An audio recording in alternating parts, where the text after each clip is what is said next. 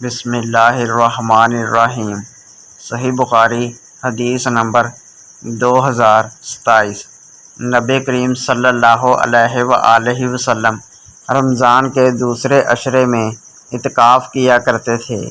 ایک سال آپ صلی اللہ علیہ وآلہ وسلم نے انہی دنوں میں اعتکاف کیا، اور جب 21ویں تاریخ کی رات آئی، یہ وہ رات ہے جس کی صبح کو آپ صلی اللہ علیہ وآلہ وسلم اعتکاف سے باہر آ جاتے تھے، تو آپ صلی اللہ علیہ وآلہ وسلم نے فرمایا کہ جس نے میرے ساتھ اعتکاف کیا ہو وہ اب آخری عشرے میں بھی اعتکاف کرے۔ مجھے یہ رات خواب میں دکھائی گئی، لیکن پھر بلا دی گئی۔ میں نے یہ بھی دیکھا کہ اس کی صبح کو میں کیچڑ میں سجدہ کر رہا ہوں، اس لیے تم لوگ اسے آخری عشرہ کی ہر طاق رات میں تلاش کرو۔ چنانچہ اسی رات بارش ہوئی۔